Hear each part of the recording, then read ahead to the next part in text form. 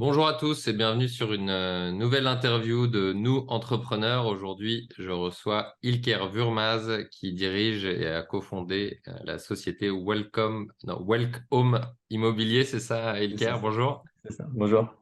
Bienvenue. Est-ce que tu Merci. peux te présenter pour nos auditeurs, s'il te plaît? Bon, je m'ai un peu présenté déjà, mais bon, Oscar Urmaz, directeur général chez Welcome Immobilier.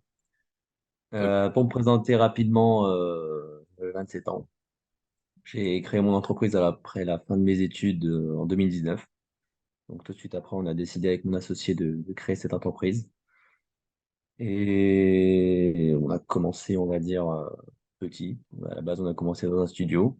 On a enchaîné sur un local un peu plus grand, on va dire de 27 mètres carrés que collaborateur appelait ça un KGB. Bon, on était quand même très content de passer du studio à un local un peu plus grand, mais bon, qui n'était pas non plus super grand. On a enchaîné après, on a déménagé dans le 6e arrondissement de Lyon.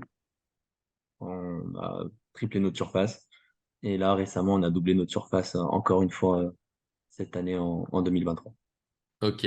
Alors, avant que tu nous parles de ce que vous faites, de votre unicité et puis des actualités plus récentes, est-ce que tu peux revenir sur ce qui t'a donné envie? Tu disais que tu as entrepris juste à la fin de tes études. Qu'est-ce qui a fait que tu t'es lancé directement dans cette aventure plutôt que plein d'autres chemins qui pouvaient peut-être s'offrir à toi? Alors, moi, déjà, je viens d'une famille, on va dire, un peu entrepreneur. Ok. C'est vrai que, bon, être salarié, ça m'aurait pas dérangé non plus. Mais c'était déjà dans un coin de ma tête. Et c'est vrai qu'en postulant après la fin de mes études, j'avais pas forcément de conviction là où je postulais. Voilà, je voyais des offres, mais c'était pas, ça m'animait pas spécialement. Moi, je sais que faire mon propre projet, c'est ce qui m'animait le plus. Et bon, voilà, avec ma associé, on s'est dit, c'est parti sur une conversation téléphonique où lui, il a dit, bon, j'ai fini. Moi, j'ai dit, bon, j'ai fini. T'as trouvé quelque chose? Non, non, qu'est-ce qu'on fait? On lance. Allez, oui, allez, go, go, go, go, téléphone. Et ça, c'est parti de vraiment un allez, go, et on s'est lancé, quoi. Ok, excellent. Euh, et pourquoi dans l'immobilier, tu peux peut-être d'ailleurs dire un petit peu ce qu'est ou était, devient votre spécialité, votre unicité. Alors, à la base, mon associé, il avait travaillé dans une boîte qui faisait de la relocation immobilière. Et c'est vrai qu'on avait déjà parlé avant de lancer les go au téléphone. On s'était dit, bon, ça pourrait être intéressant de faire ça. Une fois qu'il a terminé tout de son côté ses études, on s'est dit, bon, pourquoi pas lancer dans ce domaine-là. Donc, lui, comme il avait l'expertise terrain et moi, comme j'ai fait un cursus en management en master, je me suis dit, bon, on va combiner toi ton expertise terrain et moi mon expertise, on va dire, entreprise, même si, encore une fois, hein, j'avais que 24 ans et voilà, j'ai quand même pas mal d'expérience, on va dire, pour mon âge, mais c'était pas non plus, voilà, c'était des stages, voilà, tout ce qu'un étudiant peut avoir en expérience jusqu'à la fin de ses études. Et on s'est dit, comme lui, il avait cette expertise, on va dire, métier, on s'est dit, bon, on va se lancer là-dedans. Et après, bien sûr, dans le but, tout de suite, quand on a commencé l'entreprise, de dire, voilà, on va se développer, on va faire d'autres activités. On n'était pas que sur ce marché, on va dire, de la relocation immobilière. Ok, Et je précise peut-être pour les personnes, la relocation, en fait, c'est l'accompagnement des salariés en mobilité en France. bon, ouais, c'est bien. T'anticipes ma question, merci. C'est Ah, ça exactement. ouais, ok, donc mobilité en France, donc c'est tout ce qui est quoi, qui est financé à la base par, je connais plus bien, mais le Alors, 1% c'est par le logement. 1% logement, exactement. Ok, très bien.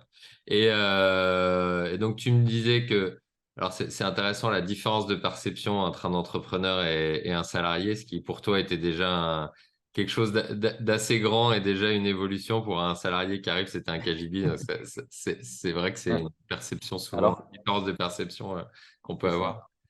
Alors qu'on vivait dans un studio à deux avec mon associé, donc on avait 18 mètres carrés à deux. On voyait déjà les choses en grand. On a quand même pas mal d'ambition, hein, c'est pas pour se vanter haute, mais du début, on s'est dit, allez, même le nom qu'on a choisi, Welcome Immobilier, voilà, on aurait été, on va dire, dans une logique un peu plus petite, on aurait mis quelque chose de relocation ou quelque chose de vraiment franco-français, entre guillemets, en termes de nom d'entreprise. Mais là, on était vraiment, donc on va se développer en France et peut-être si on peut à l'international. Alors bon, aujourd'hui, c'est un peu différent parce qu'après 3 4 ans de travail, on voit un peu les choses différemment. C'est pas si simple que ça. Mais avec un peu d'effort, voilà, moi, je suis convaincu qu'on peut faire de belles choses. Alors, tu parles d'ambition. C'est quoi votre ambition aujourd'hui avec Welcome Immobilier? Alors, en réalité, on avait pas mal de grosses ambitions. Nous, on fonctionnait beaucoup avec l'aide d'État que je disais via la relocation et le Mobilipass et le 1% logement. Malheureusement, cette année, en juin, ils ont coupé un peu les budgets. Donc, c'est vrai qu'on avait vraiment, enfin là, on avait doublé nos surfaces pour encore plus croître et vraiment s'installer dans d'autres villes en France. Là, vu la conjoncture actuelle, le but, ça va être de faire un peu de transactions immobilières Ok, et de maintenir, on va dire, un niveau d'activité afin de, on va dire, laisser prospérer l'entreprise. Là, on sait que 2023-2024 vont pas être les meilleures années de Welcome Immobilier. Cependant, on prépare l'avenir. Donc, c'est maintenant qu'on prépare l'avenir pour qu'en 2020, enfin, fin 2024, début 2025, on devienne quand même une référence déjà dans le Rhône et aussi on a une succursale sur Grenoble, donc aussi d'être une référence là-bas. ok. Et peut-être voilà l'horizon plus 2026-2027, vraiment s'étendre dans trois, quatre autres villes en France. Ça, c'est notre objectif. Après, voilà, seul l'avenir nous dira exactement ce qu'il en est, parce qu'il y aura des hauts, il y aura des bas, mais il faut toujours rester positif. Voilà, Et votre c'est ce qu'on se dit. client idéal, c'est quoi du coup aujourd'hui? C'est un particulier, c'est un professionnel, c'est une entreprise, c'est à qui vous vous adressez et qu'est-ce qui fait que en fait ils ont intérêt à venir chez vous plutôt que chez des confrères? Alors là, actuellement, on a un peu de tout.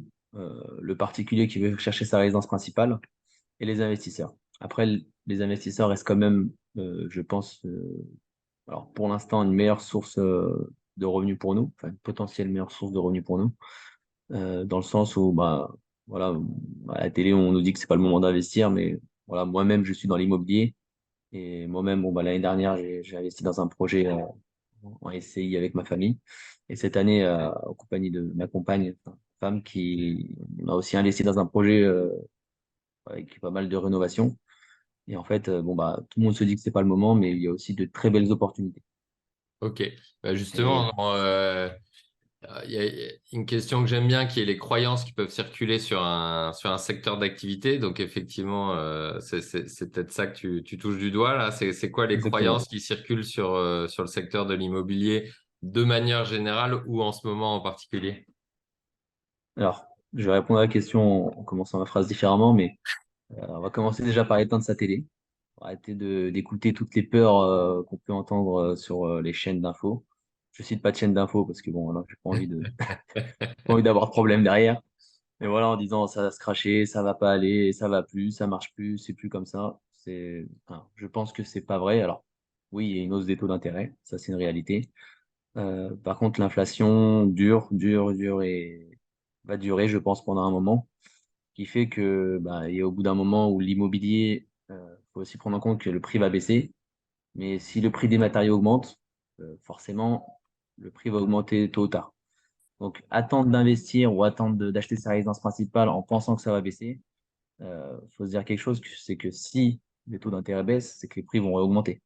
Donc, au final, on sera exactement sur la même équation. Et je pense que bah, les personnes ne recherchent même plus de logement ou d'investissement immobilier. Parce que tout simplement se dire, bon, bah, ça, c'est un marché fermé. À la télé, ils en parlent tous les jours, comme quoi c'est pas bon. À la radio, on entend que les chiffres ne sont pas bons. Mais en fait, c'est faux dans tout investissement, dans tous les domaines, enfin, soit l'immobilier ou autre. Pour moi, enfin, il faut se donner son propre avis et se dire, bon voilà, là, c'est le moment d'investir, là, c'est le moment de faire le premier pas parce que faut pas oublier que dans l'immobilier, bah, c'est toujours trop tard quand on commence à investir dans le sens où, bah, si on attend un an, 2 ans, bah, dans un an, 2 ans, on va encore attendre un peu, on va encore attendre un peu. On se retrouve dans 10 ans, bon, bah, voilà, j'ai rien investi, j'ai rien en immobilier. Bon, après, personne n'a d'autres projets, mais généralement, l'immobilier reste le projet principal des Français, je dirais.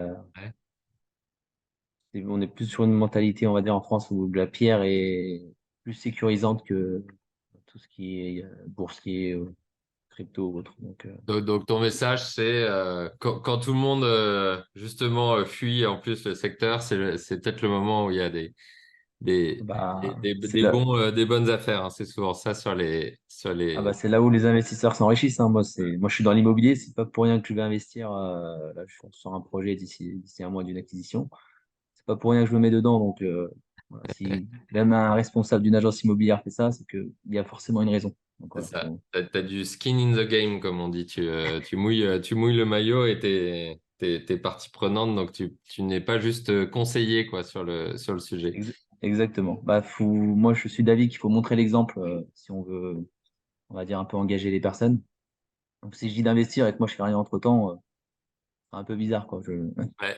Du moins, moi, j'arriverai pas à le vendre de mon côté parce que je suis un peu trop honnête pour dire non, non, vous inquiétez pas, allez-y, alors que ça vaut pas le coup. Non, si ça vaut pas le coup, si on me demande, je dis bon, bah, si vous voulez investir, ça dépend de votre projet. Si vous voulez investir, c'est un bon produit. Par contre, si vous voulez faire de la rentabilité, enfin, générer du cash flow, si c'est pas le bon produit, je vais pas lui dire que ça va être bon. Je vais dire, bon, voilà, ça va pas être top, mais voilà, ça dépend de votre projet. Si vous voulez du patrimoine ou du cash flow. Enfin, voilà, après, on oriente les personnes selon le profil d'investisseur, je dirais. Et pour revenir à ton entreprise et à toi, tu disais justement là que quelque part, un petit peu d'un coup, vous avez été surpris par quelque chose qui était au final au cœur de votre business model, qui était des aides d'État liées au 1% logement. Est-ce que tu peux nous dire un petit peu bah, comment vous avez réagi à ça? Enfin, comment vous réagissez à ça? Parce que c'est assez récent, juste avant l'été. C'est Comment ça ça. vous impacte? Et du coup, qu'est-ce que tu en apprends au passage? C'est un peu plein de questions mélangées là, mais voilà, je pense que ça peut intéresser nos auditeurs Ouais, sur un événement exogène qui bien arrive sûr. d'un coup. On avait eu quelqu'un déjà qui avait eu qui bossait avec une boîte qui a fermé, qui faisait 80% de son chiffre d'affaires. Voilà, du jour au lendemain, la boîte a déposé le bilan et s'est retrouvée à devoir pivoter. Donc, toi, C'est c'est ça. pas ça, mais voilà, c'est intéressant de voir comment tu réagis à ce changement de marché. Moi, je vais contextualiser. Ça nous était déjà arrivé précédentes années, avec quelques petits problèmes, on va dire. C'est Action Logement qui nous rémunère. Des fois, ils changent un peu leurs règles. Enfin, ça nous est déjà arrivé qu'il y avait des petits soucis, mais que ça nous a. Il y a eu des fois où on a dû payer des salaires de notre poche pour pallier au problème. Et ça s'est vite rétabli.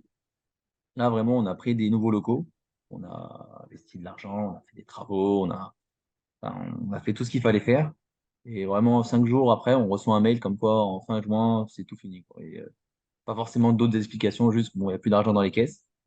Chaque année, ils redoublaient l'enveloppe. Cette année, bon, bah, ils ont décidé de pas renouveler, enfin, pas de doubler le montant de l'enveloppe. Ouais, Donc, nous, en fait, on a déménagé, mais 2 semaines avant de recevoir ce mail-là, on a vu tous nos collaborateurs, on a dit voilà, bon, l'année prochaine, on va faire comme ça, comme ça, comme ça. Est-ce que vous restez? Donc, on avait déjà préparé l'équipe pour l'année d'après. Euh, cette rentrée-là, du moins. Et après, on s'est retrouvés, on s'est dit, bon, bah, on les a rappelés, on a refait un point avec eux, on a dit, bon, bah, voilà tout ce qu'on a dit il y a 2 semaines. Vous oubliez tout ce qu'on a dit, vous oubliez toutes nos conversations. On avait fait vraiment des réunions, on avait parlé une demi-heure, 1 heure, où vraiment on se faisait des plans, qu'est-ce qu'on devrait faire. Vraiment quelque chose de bien précis. Enfin, le but, c'était que bah, on grossisse tous ensemble et que tout le monde soit content dans ce développement. ouais, Et ben, le discours, il a changé très rapidement. On a vu un peu tout le monde qui voulait faire quoi.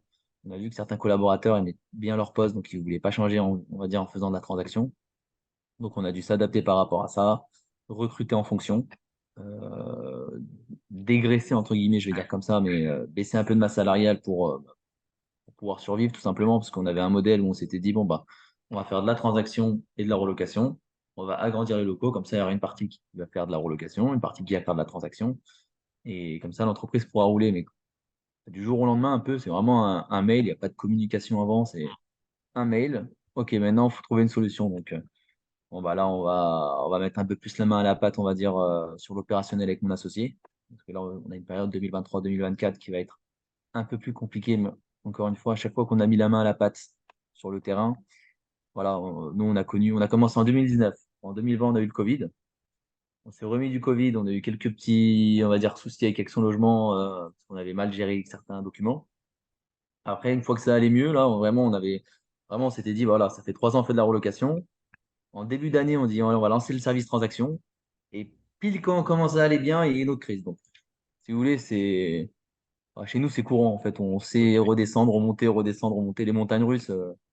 C'est c'est un plaisir pour certains, donc mais chaque, nous, chaque crise vous rend plus résilient et plus agile. exactement. Ce qui est intéressant, ce que tu dis, ça veut dire que sur ta masse salariale, sur les personnes de votre équipe, c'est-à-dire que tu as proposé à certaines personnes quelque part de changer de postes, de rôles, etc. Et en même temps, du coup, il y en a qui sont partis, alors que vous avez dû faire partir ou qui sont partis, peu importe là. Mais vous avez quand même recruté au final des nouvelles personnes dans un contexte comme celui-là. C'est ça pour avoir les bons Euh, profils. on a pris des profils, on va dire, un peu plus. Enfin, alors, on n'a pas pris des masses non plus, hein. Mais les personnes qui sont parties, ça a libéré une certaine masse salariale, c'est Ouais, sûr. On a pris des personnes un peu plus expertes dans le domaine, notamment de la transaction, où nous, on n'était pas experts. Au moins, on a pris une responsable qui va nous guider en transaction. Pas qu'on ouais, se retrouve dans un nouveau domaine où bah, on n'a pas toutes les connaissances exactes. On se dit, mieux vaut prendre quelqu'un qui a déjà de l'expérience, qui a déjà de la bouteille. Des fois, il faut oublier qu'il y a un petit détail des fois qui peut vous échapper, mais qui est super ouais, important. Et c'est vrai qu'une personne qui a déjà l'expérience dira, attends, mais là, tu es obligé de dire ça. Et oui, et, bah, c'est super grave parce que s'ils arrivent au compromis et qu'au compromis, ils s'en rendent compte, ou à la signature, après, enfin, se retourner contre nous, et on peut avoir des soucis pour quelque chose qui est vraiment minime, alors que, enfin, estimé minime, qui peut être très gros en fait pour un client ou dans le cadre de transactions immobilières. ouais. Non, mais en tout cas, c'est vraiment intéressant. Enfin, et impressionnant la vitesse que tu parles de juin. Donc, on est en Ah septembre, oui, là, même pas, on est le dernier jour d'août au moment où on enregistre. Donc, c'est ça. c'est vraiment une réactivité impressionnante. Qu'est-ce que ça t'apprend à toi ou en tant que personne morale, entreprise? Qu'est-ce que vous en tirez comme apprentissage? Bon, c'est tout bête ce que je vais dire, hein. Mais déjà, on a fait une croix sur les vacances, déjà Ouais, pour commencer. On s'est dit, bon, on organise tout pour septembre. Là, on a fait la croix sur les vacances. On s'est dit, bon, on ira plus tard ou quand on peut, du moins maintenant. Mais ce que ça a concrètement appris, c'est que bon, bah, en gros, faut vraiment être proactif en tant qu'entrepreneur. C'est vrai qu'on avait un moment où, on va dire, on roulait un peu tout seul et on s'est dit, bon, bah voilà, là, on est en place. On se faisait des petites missions, mais sans être vraiment plus proactif que ça. On l'était, mais je pense qu'on a eu un petit moment de flottement. On s'est dit, bon, bah voilà, là, on va mettre ça en place. On pourra quand même bien travailler et faire. Voilà. Enfin, nous, on avait aussi d'autres projets avec mon associé pour d'autres entreprises, chacun de notre côté. Donc, on s'est dit, bon, on pourra peut-être un peu travailler sur des nouvelles entreprises. Mais le temps de réfléchir à tout ça, bah, on a eu tout ça qui y est revenu. Donc, on refocus sur notre entreprise qui, voilà, c'est notre bébé. Donc, voilà, s'il est malade, on reste à la maison, on s'occupe de lui. Donc, là, l'entreprise est malade, on reste dans les locaux et on travaille pour l'entreprise. Donc, ça nous a appris que finalement, bah, faut toujours se battre et être toujours positif. Le moment où on a un peu un petit grain de négativité, ou que quelqu'un dans l'entreprise en a un aussi, parce que c'est aussi important les collaborateurs qui nous entourent, parce que s'il y a quelqu'un autour de soi qui vous dit vous allez vous casser la gueule, vous allez vous casser la gueule, au bout d'un moment, bah, le cerveau enregistre tout, même s'il n'est pas d'accord. Au bout d'un moment, bah, on part un peu défaitiste. Donc, moi, on n'est pas du tout dans cette optique-là. Et nous, le but, c'est d'être positif, de travailler, mais plus intelligemment, pas forcément plus en quantité, même si on a été obligé de travailler plus en quantité aussi, c'est indéniable quand ça va mal. On peut pas changer de retravailler à direction, 8 t'as heures. l'inertie et puis voilà, C'est faut ça, c'est mettre du. exactement ça. Donc voilà, faut se battre tout simplement et trouver des nouvelles solutions, des nouvelles opportunités, peut-être des nouveaux partenaires, hein. Des fois, faut se dire, bon, bah voilà, je travaille pas avec ce type de personne ou ce type d'environnement ou autre. Des fois, se dire, bon, bah finalement, pourquoi pas?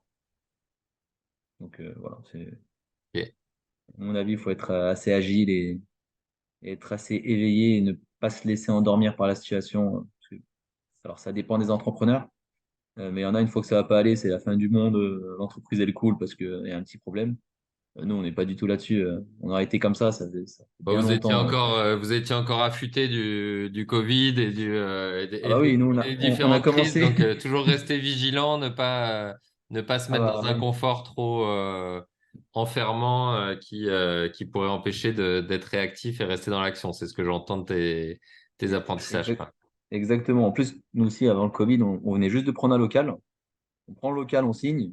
Ils annoncent le Covid le mois même. Donc, on n'a même pas eu le temps de s'installer. On a mis les meubles, fait les trois derniers petits détails, on va dire, pour s'installer et travailler, et on a eu le Covid. Donc là, la même chose, on s'installe et il y a un autre problème. Donc on se dit, bon, bah, peut-être que le jour où on va encore changer de locaux, Ça Il y sera aura autre encore la chose. même chose. Il y aura autre chose, mais on se dit, voilà, on a réussi à pallier une première fois. Là, c'est la deuxième fois. Et bah, s'il y a une troisième fois, on arrivera aussi à y pallier, hein. De toute façon, Bon, top. on n'a peur de rien, hein. Est-ce que tu as une actualité ou un message que tu veux passer à d'autres dirigeants là dans le Rhône? D'autres Tu parlais de dirigeants, partenaires, tu parlais de choses comme ça. Est-ce que peut-être un message ou une actualité, bah, croyez en vous, battez-vous, ne vous laissez pas faire, soyez pas passif, soyez proactif, euh, explorez de nouvelles choses. Et, oui, très important, surtout travailler sur vous. Euh, si vous êtes la même personne, voilà, je donne un exemple, hein, vous avez commencé à entreprendre en 2020 et en 2023, vous êtes exactement la même personne. Commencez à vous poser aussi des questions, vous dire, bon, bah, qu'est-ce qui fait que je ne travaille pas sur moi? Voilà, lisez des livres. Bon, c'est un truc simple, hein, vous pouvez vous donner un objectif, lisez un livre par mois, n'importe quel sujet. Déjà là, sur 5 ans, vous aurez déjà 60 livres dans les pattes, donc ce serait toujours quelque chose de plus que les autres n'auront pas. Après, voilà, hein, top. vous Bah, pouvez lire plus si super, vous adorez super lire, hein, conseil, mais effectivement.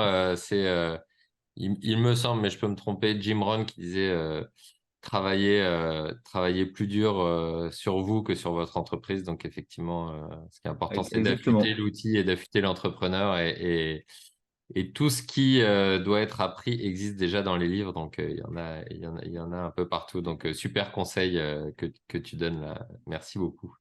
avec plaisir. Bah, enfin, même ce matin, par exemple, moi, quand je vais sur la route, je mets des affirmations positives ou des mots qui sont vraiment, qui nous poussent à faire plus, mieux, et vraiment même les écouter tous les jours, parce qu'on sous-estime un peu le pouvoir on va dire, du son, dans le sens où bah, si on entend tous les jours que tu vas réussir, tu vas le faire, tu es fort, euh, tu vas te battre, enfin, au bout d'un moment, le cerveau, il va enregistrer et il va se battre, enfin, il va faire tout ce qu'on va écouter.